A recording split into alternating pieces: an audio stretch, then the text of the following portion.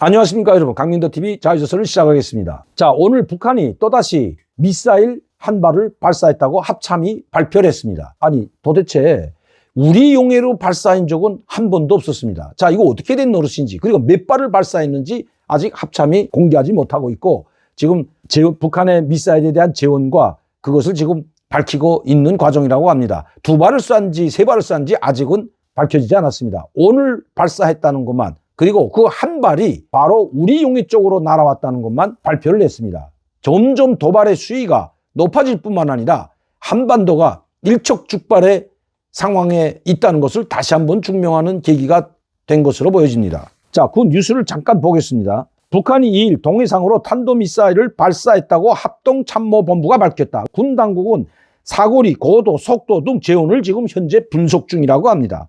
뭐하고 있는지 아직도 몇 발을 발사했는지 모른다고 합니다.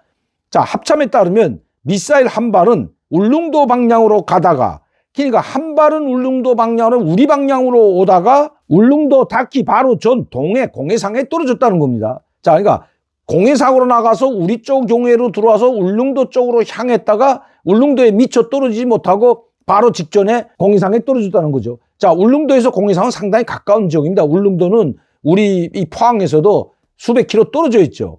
그러니까 울릉도 도착하기 전에 돌아서 공해상으로 나가서 울릉도 쪽으로 오다가 바로 북한이 공해상에 낙하시킨 것 같습니다. 조금만 더 왔더라면 바로 울릉도에 바로 떨어졌죠. 그러니까 북한은 울릉도를 목표로 해서 발사했다고 과언이 아닙니다. 이건 노골적으로 우리를 협박했다는 것입니다. 자, 그런데 그 재원을 보게 되면, 아직 재원은 정확히 밝히지 않았지만 합참에 따르면 미사일발 울릉도 방향으로 가다가 울릉도 닿기 전 동해 공해상에 떨어졌으며, 미사일 방향이 울릉도 쪽이었던 까닭에 탄도탄 경보 레이더 등과 연계된 민방위 관련 기관에서 공습 경보가 자동으로 발사했다.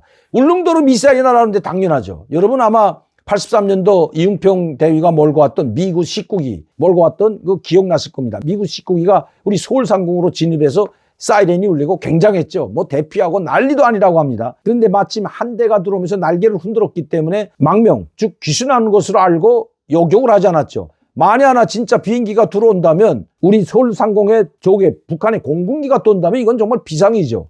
금방 들어오기 때문에 우리 영공에 진입하기 전에 바로 격추하지 않으면 우리는 심각한 상황에 직면하게 됩니다.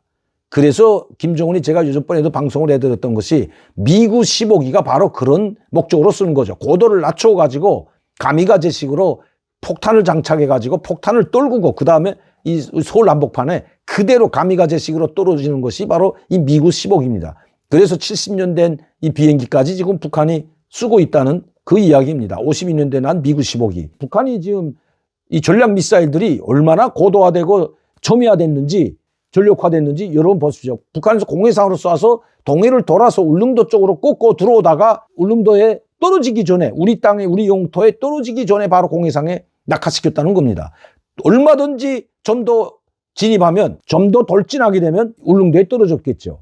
고의적으로 여기다 대고 쐈다는 겁니다. 얼마든지 자기네들이 울릉도 아니라 서울 전 지역에, 울릉도뿐만 아니라 부산, 제주도까지 전 지역을, 한반도 전 지역을 전략 미사일로 타격할 수 있다는, 이런 걸 공식적으로 지금 보여준 겁니다. 오늘 발사했기 때문에 여러분, 지금 하늘에서는 비질런트 스톰이라는 대규모 공중 훈련이 진행되고 있는데 바로 이런 무모한 도발을 했다는 것입니다.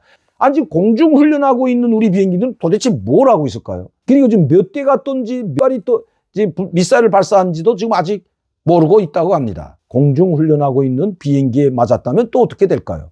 이거 정말 생각만 해도 여러분 아찔하죠. 왜 북한이 이런 짓까지 할까요?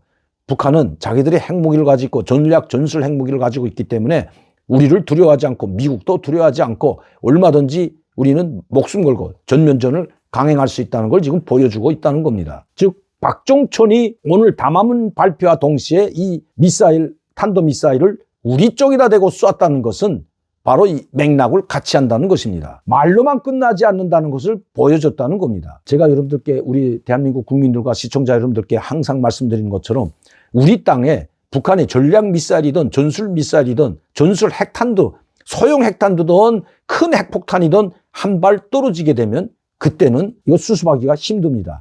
떨어지기 전에 북한의 원점을 타격해서 우리의 피해를 줄여야지, 떨어진 다음에는 이미 수십 수백만 명이 희생되는 것은 불보듯 명백하기 때문입니다. 그런데 이렇게 울릉도까지 날아오는데 물론 공해상에 떨어졌다고 하지만 그것을 요격하지 못했는지 안 했는지는 모르겠지만 어쨌든 공해상에 떨어지기 천만다행이라고 생각합니다. 이렇게 들어올 때 바로 그것을 왜 요격하지 못했을까요? 울릉도 근처까지 완 미사일을 북한이 바로 직전에 낙하시켰다는 것은 탄착점을 울릉도로 겨냥해서 바로 울릉도 오기 전 공해상에 탄착점을 찍었다면 이건 정말 심각한 문제라는 것입니다. 고장이 났기 때문에 울릉도 전에 떨어지진 않았을 것이라는 것이죠. 지금 북한이 도발 수위를 점점 높입니다. 드디어 북한은 제가 예상했던 대로 이미 미사일을 우리 용해 쪽으로 발사하기 시작했습니다. 자, 그러면 동해상으로 왜 울릉도 쪽으로 쐈을까요? 동해상 쪽에는 바다가 광활하고 공해도 넓고 폭이 깊기 때문에 얼마든지 미사일을 쏴서 자기들이 떨구고 싶은 곳에 떨굴 수 있는지도 보려고 했고 또 우리를 위협하려는 울릉도 쪽으로 쐈다고 봐야 할 것입니다. 자, 소해상은 폭이 작기 때문에 북한에서 여러분 백령도에서 해가 뜨고 날씨가 좋은 날은 백령도에서 북한의 옹진반도, 옹진 쪽이 북한에도 옹진군이 있는데 그 옹진반도까지 사람들이 걸어다니고 일하는 것까지 보일 정도로 이 망원경이나 쌍안경을 보지 않고도 보일 정도로 그렇게 가깝게 있기 때문에 거기서는 이런 미사일 도발을 하기가 쉽지 않습니다. 실질적으로 서해 오도를 공격하든지 아니면 연평도처럼 이 방사포로 공격하든지 하기 외에는 이런 탄도미사일들을 발사하기가 상당히 좁은 지역이라는 겁니다. 이걸 감안해서 북한은 경고식으로 이번에 자기들이 지금 하는 경고가 빈말이 아니라는 걸 보여주기 위해서 지금 동해상을 통해서 그것도 삥 돌아서 울릉도까지 갔다면 아마 수백 킬로는 날아서 울릉도 앞바다 공해까지 떨어졌을 것으로 보여집니다. 물론 합참이 이제 어떻게 재원을 내는가에 따라서 달라지겠지만 울릉도에 살고 계시는 이 주민들이 아마 혼비백산했을 것으로 보입니다. 경보 사이렌이 울리고 대피하라는 사이렌이 울렸다고 했으니 얼마나 혼이 났겠습니까? 울릉도에서 사는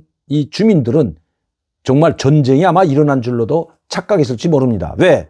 지금 강력 250대에 달하는 비행기가 공중에서 연합훈련을 하고 있기 때문에 그런데 이런 공보 사이렌이 북한에서 미사일이 날아온다고 경보 사이렌이 울리고 대피하라는 사이렌이 울렸다면 가슴을 쓸어 내렸을 것으로 보여집니다. 이걸 사전에 막아야 된다는 거죠. 사전에 막지 않고 북한의 미사일을 방치한다면 이번에는 공해상 울릉도 섬에 떨어지기 전 공해상에 떨어졌지만 다음번에는 울릉도나 서해 오도나 우리 영토에 직접 떨어질 수 있다는 그런 생각을 가지고 만반의 대비체제를 갖춰야 된다는 것입니다. 또다시 탄도미사일 발사해서 우리 용해 쪽으로 그 미사일을 돌린 북한, 남북한 군사적 충돌, 위기 상황이라는 것을 결코 잊어서는 안 될 것입니다.